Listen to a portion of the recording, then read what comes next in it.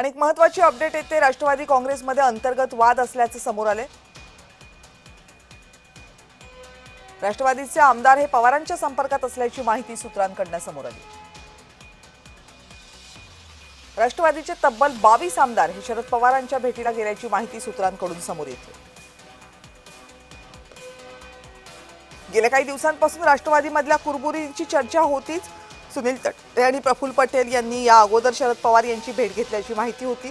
कार्यकारिणीमध्ये स्थान नाकारल्याचं निमित्त मात्र झालेलं आहे। मात्र सुनेत्रा पवार यांनी पक्षाची सूत्र हातात घेतल्यापासूनच सुनील तटकरे आणि प्रफुल्ल पटेल यांना साईडलाईन केलं जातंय का, पक्षातल्या आणखी वरिष्ठ नेत्यांना साईडलाईन केलं जातंय का, अशा चर्चा सुरू होत्या।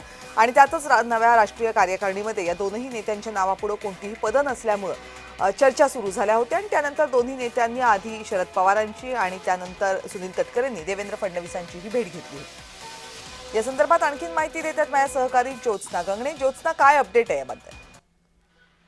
अगदी बरोबर आहे। आपण बघतोय की गेल्या काही दिवसांपासून जे आहे ते राष्ट्रवादीच्या विलिनीकरणाची चर्चा जी आहे तिला उधाण आलं होतं। मात्र या चर्चा सातत्याने होतात। मात्र प्रत्यक्षात विलिनीकरण होणार की नाही याच्या बाबतीत मात्र अनेक वेळेस अनेक नेत्यांचे बदलते सूर पाहायला मिळतात। आणि अशातच आता राष्ट्रवादीच्या शरद पवार यांच्या आजच्या झालेल्या बैठकीमध्ये शरद पवार यांच्या नेतृत्वात झालेल्या बैठकीमध्ये ही माहिती समोर आलेली आहे की सुनेत्रा पवार यांच्या पक्षातल्या 22 आमदार जे आहेत ते शरद पवार यांच्या भेटीसाठी जे आहेत वेगवेगळ्या ठिकाणी वेगळ्या दिवशी पोहोचलेले होते। आणि त्यामुळे सुनेत्रा पवार यांचे 22 आमदार जे आहेत ते शरद पवार यांच्या संपर्कात आहे अशी माहिती सुद्धा समोर आलेली आहे। आणि त्याचमुळे प्रफुल्ल पटेल आणि सुनील तटकरे हे तत्काळ अचानकपणे जे आहे ते शरद पवार यांच्या भेटीसाठी सिल्वर ओक या ठिकाणी पोहोचले होते। कारण सुनेत्रा पवार यांच्या राष्ट्रवादीमध्ये जे आहे ते सातत्याने आपण बघतोय की अंतर्गत वाद जो आहे तो अनेकदा चव्हाट्यावर आला। मग तो कार्यकारिणीमध्ये केलेला बदल असो किंवा कार्यकारिणीमध्ये अनेक नवीन नावं जी आहेत ती सामील करण्यात आलेली होती। आणि त्याचमुळे सुनील तटकरे आणि प्रफुल्ल पटेल यांचा एका बाजूला गट झाला होता, त्याचबरोबर पवार कुटुंबियाचा एका बाजूला गट झाला होता। आणि पक्षामध्ये कार्यकारिणीमध्ये बदल करताना पक्षातल्या वरिष्ठ नेत्यांना कोणतीही माहिती दिली नसल्यामुळे पक्षातील अनेक वरिष्ठ नेते जे आहेत म्हणजे सुनील तटकरे असो किंवा प्रफुल्ल पटेल असो यांच्या हे नाराज असल्याची सुद्धा वारंवार चर्चा समोर येत होती। आणि इतकंच नव्हे तर आपण बघितलं ज्या वेळेस सुनेत्रा पवार या दिल्लीला गेल्या किंवा आसामच्या मुख्यमंत्र्यांच्या शपथविधीला गेल्या त्यावेळेस मात्र सुनील तटकरे आणि प्रफुल्ल पटेल यांनी सुनेत्रा पवार यांच्याशी अंतर राखून ते वागलेले।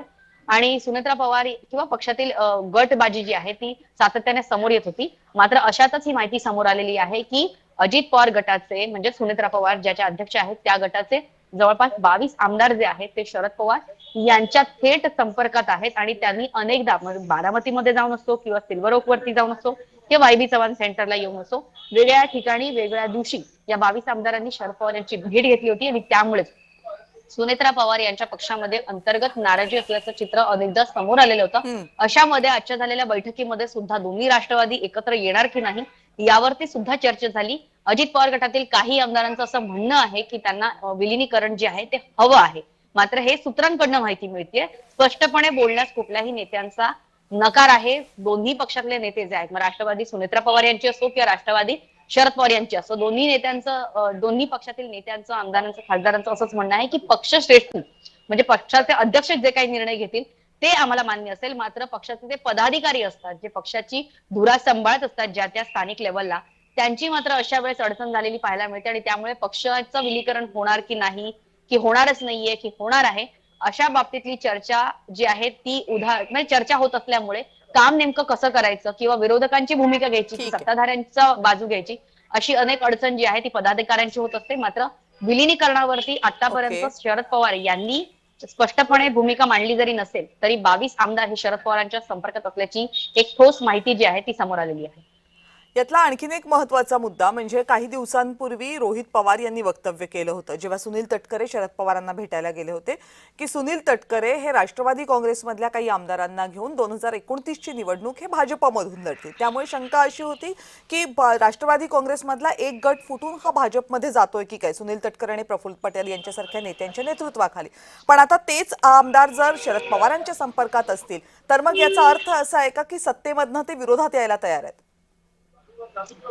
याचसाठी जे आहे दोन्ही राष्ट्रवादीच्या नेत्यांचं वारंवार त्यांना नेमकं हेच म्हणजे मग ते पक्षातले अंतर्गत नाराजी असो किंवा आता येणाऱ्या मंत्रिमंडळाचे रिशफलिंग असो किंवा आपण बघितलं जेव्हा महायुतीचं सरकार स्थापन झालं त्यानंतर जास्तीत जास्त नुकसान किंवा जास्तीत जास्त ज्या मंत्र्यांना राजीनामा द्यावा लागला, भलेही ते वैयक्तिक कारणामुळे द्यावा लागला, मग धनंजय मुंडे असो किंवा माणिकराव कोकाटे असो, अशा दिग्गज नेत्यांना राष्ट्रवादीच्या महायुती सरकारमध्ये जे आहे राजीनामा द्यावा लागला. त्यानंतर नरहरी झिरवळ यांच्यावरती सुद्धा अनेक प्रकारचे आरोप जे आहेत, 2 वेळा वेगळ्या प्रकारचे आरोप झाले. त्यामुळे महायुतीमध्ये जर आपण राहिलो तर आपलं नुकसान होऊ शकतं, अशा प्रकारची भूमिका किंवा अशा प्रकारचं एक म्हणणं जे आहे ते राष्ट्रवादी अजित पवार गटातल्या इतर नेत्यांचं होतं.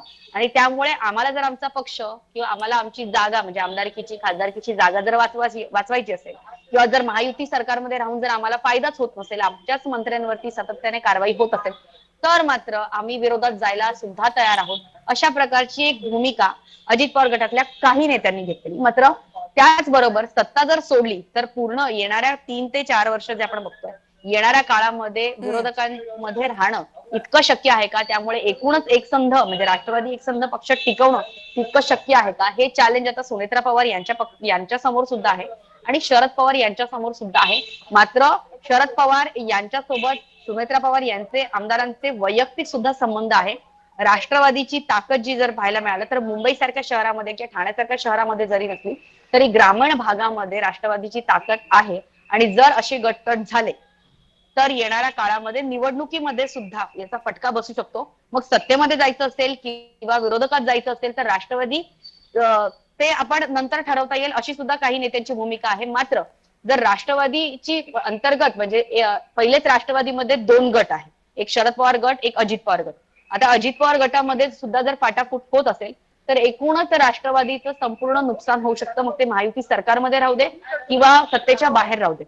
त्यामुळे जर कारण आपण बघितलं की महाविकास आघाडीमध्ये सुद्धा शरद पवारांनी अनेकदा जी आहे ती भाजपच्या नेत्यांचं कौतुक असो, भाजप सोबत कार्यक्रम करण्याचं असो किंवा महाविकास आघाडीमध्ये किंवा इंडिया आघाडीमध्ये स्पष्ट भूमिका शरद पवार यांच्या गटाने न घेतल्यामुळे सुद्धा ठाकरेंची शिवसेना आणि जे काँग्रेस आहे त्यांनी अनेकदा नाराजी व्यक्त केली होती. त्यामुळे सत्तेतली राष्ट्रवादी असो किंवा विरोधातली राष्ट्रवादी असो यांच्यामध्ये चर्चा सुरू आहे का? तर त्यांच्यामध्ये चर्चा सुरू आहे विलिनीकरणाची. मात्र विलिनीकरण नेमकं कधी करायचं आणि का करायचं आणि त्याचं पक्षाला किती नुकसान होऊ शकतं आणि राष्ट्रवादी जर पुढे वाढवायची असेल, टिकवायची असेल तर विलिनीकरण व्हावं का, या प्रकारची चर्चा आता दोन्ही पक्षातल्या वरिष्ठ नेत्यांच्या वरिष्ठ पातळीवरती होत आहे. काही वेळापूर्वी शशिकांत शिंदे यांनी सांगितलं की विलिनीकरणाची चर्चा आता आमच्यासाठी सुरू नाहीये किंवा हे सगळ्या संपल्यामध्ये जमा आहे. तर दुसरीकडे सुनेत्रा पवार या पक्षाच्या नेत्यांची बैठक घेणार आहेत. विशेषतः कार्यकारिणीच्या नेमणुकीबद्दल ज्या पत्रांच्या चर्चा सुरू झाल्या त्याच्या पार्श्वभूमीवर पक्षातल्या सगळ्या नेत्यांची बैठक असेल सांगितलं जातंय. सुनेत्रा पवार यांची बैठक होण्या अगोदर ज्या हालचाली सुरू असतील तर सगळ्या गोष्टी या सुनेत्रा पवार यांच्या कंट्रोलमध्ये पक्षातल्या आता आहेत असं म्हणता येईल का? कागदोपत्री जर पाहायला मिळालं तर सुनेत्रा पवार या अध्यक्ष असल्यामुळे कार्यकारिणीमध्ये बदल करण्याचे पूर्ण त्यांना अधिकार आहेत आणि त्यांनी त्या अधिकाराचा वेळोवेळी वापर केल्याचं सुद्धा आपल्याला पाहायला मिळालं. 29 तारखेला निवडणूक आयोगाला म्हणजे 29 एप्रिलला निवडणूक आयोगाला जे त्यांनी पत्र दिलं त्याच्यामध्ये त्यांनी पक्षातल्या 2 वरिष्ठ नेत्यांची पदं लिहिलेली नव्हती आणि त्याच्यानंतर त्यांच्याकडनं एक सोशल मीडियावरती सांगितलं जातं की टायपिंग मिस्टेक झालेली आहे. मात्र अध्यक्ष म्हणून जे काही अधिकार वापरायचे असतात ते वापरण्यामध्ये सुनेत्रा पवार यांनी कोणतीही हयगय केली नाही. त्यांनी निवडणूक आयोगाला त्यांच्या पक्षाची नव्याने तयार झालेली कार्यकारिणी ज्याच्यामध्ये त्यांनी जय पवार आणि पार पवार यांना सुद्धा महत्व दिलेलं आहे. अनेक नवीन नावं जी पवार कुटुंबियाच्या विश्वासातली असतील, त्यांच्या जवळची असतील त्यांची नावं त्यांनी सहभागी केलेली आहे. सुनेत्रा पवार यांनी सना मलिक यांना सुद्धा या कार्यकारिणीमध्ये जागा दिलेली आहे. त्यामुळे जरी आपण असं म्हणायला गेलं किंवा जरी एकूण समोर जे चित्र दिसतंय की सुनील तटकरे आणि प्रफुल्ल पटेल जे आहेत ते नाराज जरी असले तरी पक्षाच्या आता 26 तारखेला जी बैठक होणार आहे त्याच्यामध्ये सुनेत्रा पवार जे आहेत त्या विसंवाद म्हणजे पक्षा अंतर्गत जो विसंवाद सुरू आहे किंवा सुनील तटकरे अचानकपणे सिल्वर ओकला जे आहे ते शरद पवारांना जाऊन भेटतात, मग नंतर मुख्यमंत्री देवेंद्र फडणवीसांना जाऊन भेटतात, मग आपण हे पण बघितलं की धनंजय मुंडे सुद्धा मुख्यमंत्र्यांना अचानकपणे जाऊन भेटतात. अशा प्रकारचे जे काही विसंवाद सुरू आहे आणि पक्षाचा अंतर्गत वाद जो महायुतीतल्या इतर नेत्यांना भेटून किंवा विरोधकांना भेटून जो चव्हाट्यावर आणला जातोय त्याच वादावरती पडदा टाकण्यासाठी किंवा त्या वादावरती आणि नव्याने कार्यकारिणीमध्ये बदल का केले, कोणाला कोणते अधिकार देण्यात आले या संदर्भात चर्चा करण्यासाठी 26 तारखेला बैठक जी आहे ती सुनेत्रा पवार यांनी बोलावलेली आहे. मात्र हा सुद्धा इथे प्रश्न निर्माण होतो की काल सुद्धा सुनेत्रा पवार यांच्या नेतृत्वामध्ये अशीच एक बैठक होणार होती मुंबईमध्ये त्यांच्या देवगिरी निवासस्थानी. मात्र ती बैठक झाली का, तर ती बैठक अचानकपणे रद्द करण्यात आली.